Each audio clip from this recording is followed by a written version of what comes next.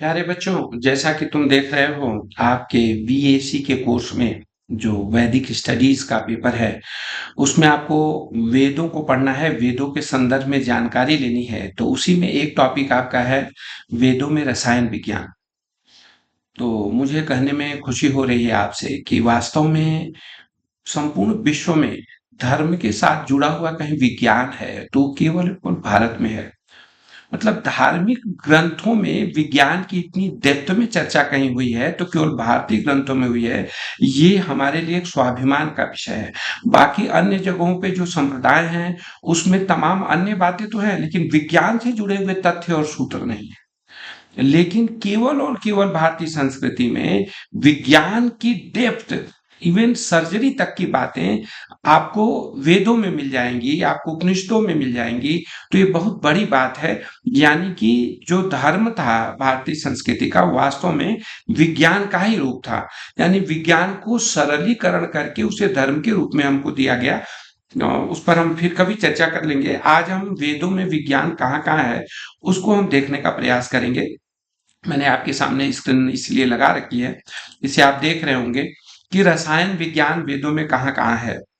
तो मैं आपको बताना चाहता हूं कि रसायन विज्ञान के संदर्भ में वेदों में जैसे जल की उत्पत्ति, तो जल की उत्पत्ति किस प्रकार से होती है, मिश्रण कैसे बनते हैं, धातुएं कैसे बनती हैं, यहाँ तक कि सॉल्यूशन कैसे बनता है, एटम के विषय में, इन सब चीजों के विषय में, ऊर्जा के विषय में, इन सब चीजों के विषय में आपको वेदों में उसका स्थान मिलता है। जैसे उदाहरण के लिए पहला उदाहरण हम आपको ले रहे हैं कि जल की उत्पत्ति। तो अथर्ववेद में कह रहा है कि ऑक्सीजन और हाइड्रोजन मिलकर के जल को बनाते हैं। अब इसमें एक चीज समझने की है कि जिसे हम ऑक्सीजन कह रहे हैं उसे अथर्ववेद में कहीं न कहीं अग्नि कहा गया है, कहीं मित्र कहा गया है, कहीं मता मतारिक्षा कहा गया है। मतलब अलग-अलग रूप में इसे संबोधित किया गया है। अब उस परिस्थिति की बात है, जैसे मित्र है तो हम सांस ले रहे हैं, तो ऑक्सीजन के आधार पर हम जिंदा हैं, इसलिए उसे मित्र भी कहा गया है। अच्छा, बिना ऑक्सीजन के आप अग्नि नहीं प्रज्वलित कर सकते, इसलिए उसे अग्नि भी कहा गया है। तो अलग अलग स्थान पे इनका इस तरीके से उपयोग किया गया है। उसी प्रकार से हाइड्रोजन है, तो हाइड्रोजन को कहीं सोम कहा गया है, कहीं जल कहा गया है, कहीं आपह कहा गया है, कहीं सलिल कहा गया है, कहीं वरुण कहा गया है। इस प्रकार से उसके उसका उल्लेख हुआ है। तो अब अगर हम तथ्यों को जाने देखें तो क्या समझ में आ रहा है, ध्यान से देखिए कि जिस तरह से ऋग्वेद में क्या कहा गया है। ऋग्वेद में जल में वैश्वानर अग्नि विद्यमान है। यानी ऋग्वेद कह रहा है कि जल में वैश्वानर अग्नि विद्यमान है। यानी कि क्या है वैश्वानर, मतलब क्या हो गया आपका, वैश्वानर क्या है आपका, हाइड्रोजन हो गया, अग्नि क्या हो गया, ऑक्सीजन हो गया। यानी दोनों विद्यमान हैं। अब देखिए, अग्नि शेमो विभूति आप इतता। अब जो ये श्लोक लिखा है ये अथर्ववेद का है, ठीक है। ये आपको उसके आगे उसके अंक दिए होंगे किस खंड से लिया गया है। उसी तरह से अपसु आसीन मातरिक्षा प्रविष्ट, तो इसके जल के सूत्र को ये बता रहे हैं इसमें, ठीक है। तो जल के सूत्र में ऋग्वेद में एक मंत्र में जल का सूत्र दिया गया है कि मित्र और वरुण के संयोग से जल प्राप्त होता है। मित्रं हुते पूत दक्षं वरुणं च ऋषादशम। मतलब ये कह रहे हैं कि इसका अर्थ यह है कि जल की प्राप्ति के लिए पवित्र ऊर्जा वाले मित्र, ठीक है ना, पवित्र ऊर्जा वाले मित्र और दोषों को नष्ट करने वाले वरुण यानी हाइड्रोजन को ग्रहण करता हूं। इसका मतलब क्या है, इन्हें पता था कि जो आपका पानी है, यानी जो जल को पी रहा हूं, तो पानी पीने को न कह के क्या कह रहे हैं कि मैं पवित्र ऊर्जा वाले ऑक्सीजन मित्र और दोषों को नष्ट करने वाले हाइड्रोजन को ग्रहण करता हूं। तो मंत्र में मित्र और वरुण दो शब्दों का द्वारा ऑक्सीजन और हाइड्रोजन का निर्देश है, परंतु इनकी मात्रा का स्पष्ट संकेत नहीं है। जल का सूत्र क्या है आपका H2O। तो विज्ञान के अनुसार हाइड्रोजन के 2 मॉलिक्यूल और ऑक्सीजन का 1 मॉलिक्यूल मिलकर के जो है क्या बनाता है, ये आपका पानी बनाता है। तो हमें क्या करना है, हमें इनमें से ये श्लोक को, एक श्लोक को याद कर लेना है और ये बता देना है कि जल की उत्पत्ति के संदर्भ में अथर्ववेद में किस तरीके से कहा गया है। ऑक्सीजन के लिए सोम, ऑक्सीजन और हाइड्रोजन, ऑक्सीजन के लिए मित्र, वैश्वानर, अग्नि, और ये कहा गया है। तो इस प्रकार से वेदों में यानी कि हमको जल की उत्पत्ति के विषय में आपको मिलता है। ठीक है, उसी प्रकार से इस मंत्र को अगर हम देखें तो हमको क्या मंत्र से स्पष्ट रूप में कहा गया है कि मित्र और वरुण, ठीक है ना, जल की विशिष्ट उत्पत्ति हुई। साथ ही यह भी स्पष्ट किया गया है कि विद्युत प्रवाह यानी इलेक्ट्रिक करंट द्वारा उसमें चंचलता उत्पन्न नहीं की जाती। तब तक जल नहीं बनेगा, यानी कि जब तक उसमें, यानी अब आप यूं एक तरीके से देखिए, अगर आप केमिकल पढ़ रहे हैं तो आपको पता है कि ऑक्सीजन और हाइड्रोजन तब तक जल के रूप में नहीं परिवर्तित हो सकते जब तक कि उसमें क्या हो, केमिकल बॉन्डिंग ना हो। और केमिकल बॉन्डिंग किसको कहते हैं, जब इलेक्ट्रॉन का ट्रांसफर होता है, ठीक है ना। तो उसी इलेक्ट्रॉन के ट्रांसफर को ये विद्युत प्रवाह कह रहे हैं कि विद्युत प्रवाह क्या है, इलेक्ट्रॉन का मूवमेंट है। तो ये तब तक नहीं बन सकते, यानी कि दोनों अलग अलग अलग रहेंगे तो नहीं बनेंगे। यानी कि मंत्रों में कुंभ और पुष्कर शब्द परख नली को संकेत किया गया है। यानी परख नली में कुंभ और पुष्कर अगर लिखा है तो टेस्ट ट्यूब को बता रहे हैं।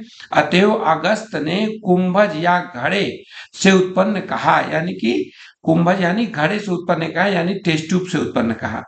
उर्वशी शब्द का अर्थ, उर्वशी शब्द का अर्थ विद्युत या इलेक्ट्रिसिटी से है, क्योंकि यह उर यानी कि विशाल क्षेत्र, अशी और व्याप्त, यानी कि उर्वशी का क्या मतलब हुआ, जो विशाल क्षेत्र में व्याप्त है वो क्या हुआ, उर्वशी हुआ। तो क्या कह रहे हैं, मंत्रों में मित्र और वरुण के साथ उर्वशी एवं विद्युत ज्योति यानी इलेक्ट्रिक करंट का स्पष्ट संकेत है। मानस पुत्र कहने का अभिप्राय यह है कि उर्वशी के पेट से नहीं अपितु संपर्क में आने से मित्र वरुण का वीर्य निकल गया और वे जल में परिवर्तित हो गए। इसका मतलब क्या हुआ, मतलब जो वरुण है, ठीक है ना, वरुण कैसा हो गया, वरुण आपका क्या है, हाइड्रोजन है। तो हाइड्रोजन में से क्या हो गया, एक इलेक्ट्रॉन निकल गया, ठीक है ना। तो कह रहे हैं कि मित्र वरुण का वीर्य निकल गया और वो जल में परिवर्तित हो गए। यानी कि ये जब हाइड्रोजन जब इलेक्ट्रॉन को ट्रांसफर कर देगा तो वो जल में परिवर्तित हो जाएगा। तो इस प्रकार से विद्युतो ज्योति परि संजिनाहं वरुण मित्र यदस्पदांग त्वा। तो मंत्रों में दो गैसों का मंत्र में जो है में दो गैसों का एक स्थान पर रखना, विद्युत का संचार करना, एक पात्र में परीक्षण करना, जल की उपस्थिति उत्पत्ति और अगस्त मुनि द्वारा इस सूत्र के प्रचार का भी स्पष्ट संकेत मिलता है। इसलिए अगस्त को कुंभज घड़े से उत्पन्न और वशिष्ठ को मैत्रा वरुण यानी मित्र वरुण का पुत्र कहा गया है। ठीक है, तो इस प्रकार से आपको वेद के श्लोकों में वो बता रहे हैं कि किस प्रकार से ऑक्सीजन और हाइड्रोजन मिलकर के जल को बनाते हैं। अब इसके बाद चलिए आपको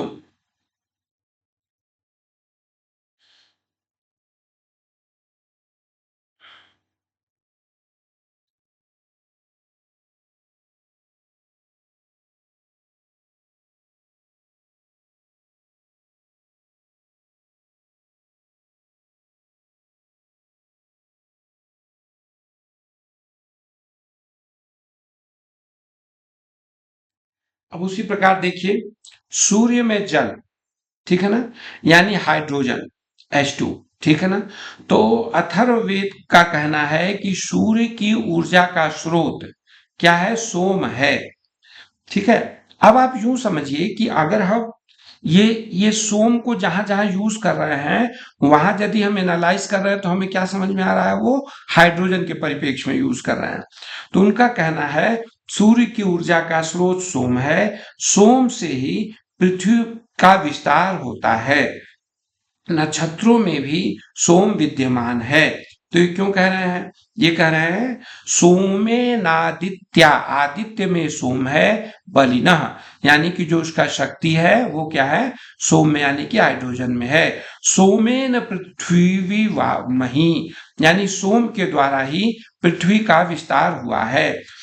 अथो नक्षत्रामेषाणम उपस्थे सोम आहितः, वो ये कह रहे हैं कि नक्षत्रों में भी हाइड्रोजन विद्यमान है।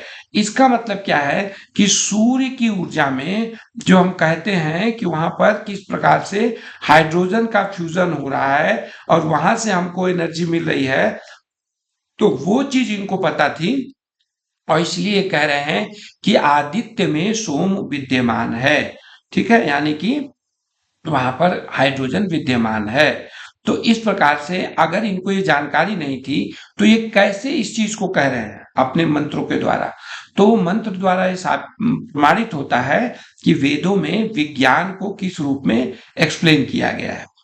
यहाँ यह ध्यान रखना चाहिए कि वेदों में हाइड्रोजन के लिए सोम, अप, सलिल आदि शब्द का प्रयोग किया गया है। अब उसी तरीके से हीलियम को देखिए आप, वो कह रहे हैं सूर्य में उच्च जल तत्व, उच्च जल तत्व किसको मान रहे हैं, यानी कि जो जल का तत्व था हाइड्रोजन उसका उच्चीकृत यानी कि उसमें उससे ज्यादा प्रोटॉन वाला, वो क्या है, हीलियम है। तो यजुर्वेद में हाइड्रोजन और हीलियम का संकेत है। मंत्र में हाइड्रोजन के लिए आपह रसः, जल का सार भाग तथा गैसी रूप शब्द आया है, और हीलियम के लिए क्या है, आपरसस्य यो रसः शब्द आया है, अर्थात हीलियम जल के सार भाग, हाइड्रोजन का ही सार भाग या सूक्ष्म और उच्चतम रूप है। उच्चतम का क्या मतलब हो गया, यानी कि जो हाइड्रोजन है उससे ज्यादा प्रोटॉन इसमें है, तो कह रहे हैं कि उच्चतम रूप है। मंत्र में सूर्य संत समाहितम के द्वारा स्पष्ट किया गया है कि ये दोनों गैस सूर्य में विद्यमान है। ये क्या कर रहा है, सूर्य संत समाहितम, यानी कि हीलियम और हाइड्रोजन दोनों सूर्य में क्या है, समाहित हैं, दोनों विद्यमान हैं। तो ये आज के समय में यानी वेदों के समय में ये ज्ञान होना ये बड़ी बात है। आज के समय में स्पेक्ट्रोस्कोपी और तमाम तकनीकों से इसका ज्ञान किया जाता है, लेकिन वास्तव में वेदों के समय में यह ज्ञान होना कि हीलियम और हाइड्रोजन दोनों ही क्या है, दोनों ही सूर्य में विद्यमान हैं। तो इसके लिए क्या बताया जा रहा है, कह रहा है कि सूर्य संत समाहितम, यानी कि सूर्य में दोनों ही विद्यमान हैं। तो कह रहा है उद्वयशम का अर्थ है उद्भूत शक्तिम, अर्थात उच्च शक्ति के युक्त हाइड्रोजन जो कि हीलियम के रूप में है, यानी कि हाइड्रोजन से उच्च हीलियम है, यानी हाइड्रोजन से ज्यादा प्रोटॉन वाला हीलियम है, ये इनको पता है, इसलिए कह रहे हैं कि उच्च शक्ति युक्त हाइड्रोजन यानी कि हीलियम वहां पर उपस्थित है। ठीक है, आपंग रसम उद्वयशं सूर्ये संति समाहितम। तो आपम रसम किसको कहा गया है, आपम रसम किसका है, आपम रसम कौन है, हाइड्रोजन है। और ये क्या करे, आपंग रसस्य, रसस्य जहां है वो क्या है आपका, किसके लिए, हीलियम के लिए। ठीक है ना, तो ये कह रहे हैं सूर्य संति समाहितम, यानी सूर्य में वो एक साथ समाहित है, दोनों समाहित है। ये रसस्यं वो गृहिणाम युक्तम, यानी कि उन दोनों को ग्रहण किए हुए है। ठीक है, विज्ञान के अनुसार सूर्य में लगभग 90% हाइड्रोजन और 8% हीलियम तथा 2% अन्य भारी द्रव हैं, जो साइंस कहता है। ठीक है, सूर्य की सतह का तापमान लगभग 6000 डिग्री सेंटीग्रेड है और अंदर 1 करोड़ 30 लाख डिग्री सेंटीग्रेड है। ये आपका इस आंतरिक ताप में हाइड्रोजन हीलियम के रूप में परिवर्तित होता है। इसमें इसे थर्मोन्यूक्लियर रिएक्शन कहते हैं, यानी कि हाई टेम्परेचर पे जो न्यूक्लियर फ्यूजन हो रहा है, मिल जा रहा है, उन चीजों को उसमें बताया गया है। ठीक है। ऋग्वेद के मंत्र में वर्णन है कि सूर्य के चारों ओर दूर दूर तक बहुत शक्तिशाली गैस धूम फैली हुई है। यानी क्या है, उन्हें पता है कि सूर्य एक जलता हुआ गोला है और उसके चारों ओर क्या है, बहुत ज्यादा गैस फैली हुई है। और आज का साइंस भी कहता है कि हाँ, सूर्य के चारों ओर गैस का मंडल है। तो मंत्र में इस शक्तिशाली गैस के लिए सकम्यं धूमम अर्थात शक्तिशाली धूम शब्द का प्रयोग है। मंत्र में ऋषि यह भी कथन है कि मैंने अपने योग बल से सूर्य के चारों ओर फैली विशाल गैस का साक्षात दर्शन किया है। यानी कि वो कह रहे हैं कि मैंने उसे देखा है। तब क्या है, सकमयं धूयम धूमम आपाद पृश्यं, यानी कि जो शक्तिशाली धूम है वो चारों ओर से उसको घेरे हुए है। विषुवता पर एनावरेण, मतलब कि चारों ओर उसपे चारों ओर जो है धूम है, यानी चारों ओर शक्तिशाली बादल हैं गैस के, और उसको हमने अपनी आंखों से देखा है। अब इस पर आप विचार कर सकते हैं कि भाई हम उसको कैसे देखेंगे या नहीं देखेंगे, उस पर विचार आप कर सकते हैं, लेकिन ये तथ्य उनको पता था, इस पर हमको चिंतन करना है कि आखिर उनको इस तथ्य की जानकारी थी कि किस प्रकार से हाइड्रोजन और हीलियम मिलकर के वहां पे रिएक्शन कर रहे हैं, वहां बहुत ज्यादा टेम्परेचर है और उसके चारों ओर धूम का वातावरण है। ये पृथ्वी पर बैठे हुए एक ऋषि को बिना किसी यंत्र के जानकारी हो है, तो इसका मतलब क्या है, निश्चित रूप से कोई शक्ति रही होगी जिसके द्वारा वो इतनी सटीक बातों को लिख पा रहे हैं। इसका अभिप्राय है कि सूर्य आकाश में विद्यमान है, यानी हाइड्रोजन में एकत्र होने वाला जो हाइड्रोजन में जो है, आकाश में विद्यमान हाइड्रोजन के एकत्र होने से बना है। यानी कि क्या है, हाइड्रोजन जो है जब एकुमुलेट हुआ है, हाइड्रोजन और हीलियम, इन्हीं से क्या बना है, सूर्य बना है। तो ये क्या कह रहे हैं, अत्रा समुद्रं आगूढ़म आ सूर्यम अजभर्तना, यानी कि जो सूर्य है वो किससे बना है, वो आपका हाइड्रोजन से बना है। ये ऋग्वेद में इसका उल्लेख मिलता है। तो इस प्रकार हम क्या देख रहे हैं, हम देख रहे हैं कि किस तरीके से डेप्थ में जाकर के ये बता पा रहे हैं कि पानी कैसे बना। वो ये बता पा रहे हैं कि हाइड्रोजन से एक इलेक्ट्रॉन निकला, इलेक्ट्रॉन का प्रवाह हुआ, तब पानी बना। फिर वो बता पा रहे हैं कि किस प्रकार सूर्य में हाइड्रोजन और हीलियम है और उनके द्वारा सूर्य बन रहा है। तो इसका मतलब क्या है, ये भी एक विज्ञान की बात है जिसको वो अपने मंत्रों के द्वारा इतने हजार साल पहले उन्होंने उसको दिखाया। ठीक हो गया। अब आइए देखिए, पृथ्वी में सोम, यानी कि दवा पृथ्वी में सोम, यानी कि क्या है कि ये कह रहे हैं, ऋग्वेद का कथन है कि पृथ्वी और आकाश में सर्वत्र सोम यानी कि हाइड्रोजन व्याप्त है। ठीक है ना। तो हाइड्रोजन व्याप्त है तो हम भी इस चीज को जानते हैं। इस कारण दवा पृथ्वी में वृद्धि, विस्तार और प्रकाश है, यानी कि आपका आकाश और पृथ्वी में विकास और विस्तार इसी कारण से है क्योंकि वहां क्या है, सोम व्याप्त है। ठीक है। सोम को धवा पृथ्वी गर्भस्थ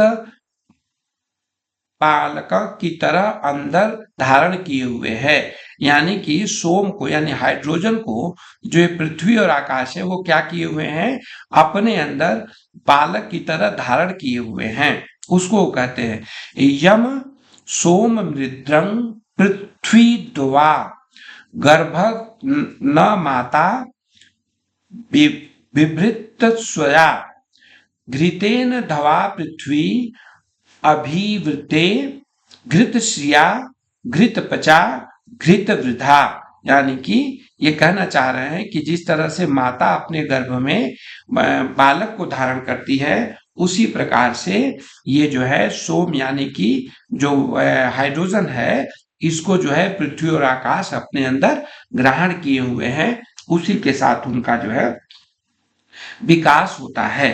तो ये आपने एक चीज देखा।